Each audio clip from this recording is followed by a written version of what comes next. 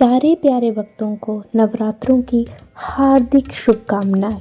चैत्र नवरात्रे घर घर में सुख संपत्ति लाए, ऐसी हमारी अभिलाषा है। आज हम नवरात्रे के दूसरे दिन माँ ब्रह्मचारिणी की पूजा करते हैं, जो कि तप, त्याग और संयम की देवी है। कथा के अनुसार पार्वती रूप में उन्होंने भगवान शिव को पति के रूप में पाने के लिए नारद जी के उपदेश पर हजारों वर्षों तक कठोर निर्जल निराहार तपस्या की थी। उनकी तपस्या से प्रसन्न होकर शिवजी ने उन्हें अर्धांगिनी के रूप में स्वीकार किया। धार्मिक मान्यताओं के अनुसार माँ ब्रह्मचारिणी की पूजा करने से जीवन में धैर्य, साहस और तप की शक्ति का संचार होता है। इसके साथ ही आलस्य, क्रोध, स्वार्थ, ईर्ष्या जैसी नकारात्मक भावनाएं दूर होती हैं। ऐसे में साधक को लंबी आयु, सुख, समृद्धि और सौभाग्य की प्राप्ति होती है। अगर आप चैत्र नवरात्रि के दौरान माँ ब्रह्मचारिणी की विधि विधान से पूजा कर रहे हैं तो उनके व्रत की कथा का पाठ अवश्य करें। आइए जानते हैं माँ ब्रह्मचारिणी की व्रत कथा। शास्त्रों के अनुसार ब्रह्मचारिणी जानी, ब्रह्मा का अर्थ है तपस्या और चारिणी का मतलब है उसका आचरण करने वाली। इस प्रकार माँ ब्रह्मचारिणी का अर्थ हुआ तपस्या का पालन करने वाली। माँ ब्रह्मचारिणी का स्वरूप काफ़ी अलौकिक है। बोलो जय माता दी। माँ शांत अवस्था में तप में लीन है। तपस्या के कारण उनके मुख में तेज है। माँ ने दाहिने हाथ में अक्षमाला और बाएं हाथ में कमंडल धारण किया हुआ है। ऐसा कहते हैं पूर्व जन्म में ब्रह्मचारिणी देवी ने पर्वतों के राजा हिमालय के घर पुत्री के रूप में जन्म लिया था।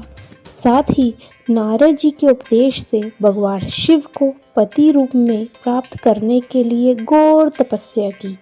इस कठिन तपस्या के कारण इन्हें तपचारिणी अर्थात ब्रह्मचारिणी नाम से जाना गया। 1000 वर्ष तक इन्होंने केवल फल फूल खाकर बिताए और 100 वर्षों तक केवल जमीन पर रहकर शाक पर निर्वाह किया। कुछ दिनों तक कठिन उपवास रखे और खुले आकाश के नीचे वर्षा और धूप के घोर कष्ट सहे। 3000 वर्षों तक टूटे हुए बिल्व पत्थर खाए और भगवान शंकर की आराधना की। बोलो जय माता दी। इसके बाद तो उन्होंने सूखे बिल्व पत्थर खाना भी छोड़ दिए। कई हजार वर्षों तक निर्जल और निराहार रहकर तपस्या करती रही। पत्तों का खाना छोड़ देने के कारण ही इनका नाम अपर्णा भी पड़ गया। बोलो जय माता दी। कठिन तपस्या के कारण देवी का शरीर एकदम क्षीण हो गया। देवता, ऋषि, सिद्धगण, मुनि सभी ने ब्रह्मचारिणी की तपस्या को अद्भुत पुण्यकृत बताया और उनकी सराहना की और कहा, हे देवी, आज तक किसी ने इस तरह की कठोर तपस्या नहीं की। यह आपसे ही संभव थी। आपकी मनोकामना परिपूर्ण होगी और भगवान चंद्रमौली शिवाजी तुम्हें पति रूप में अवश्य प्राप्त होंगे। आप तपस्या छोड़कर घर लौट जाओ। जल्दी आपके पिता आपको लेने आ रहे हैं।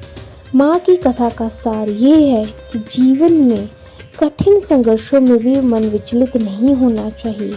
माँ ब्रह्मचारिणी देवी की कृपा में सर्व सिद्धि प्राप्त होती है। इसलिए हम सबको उनका आशीर्वाद लेके अपने जीवन में नया उत्साह भरना चाहिए और अपने काम में लगन से करना चाहिए। आप सब पर इस चैत्र नवरात्र में माँ ब्रह्मचारिणी की आशीर्वाद आप पे बना रहे, ऐसी हम सबकी मनोकामनाएं हैं। सारे मिलके जोर से बोलो जय माता दी।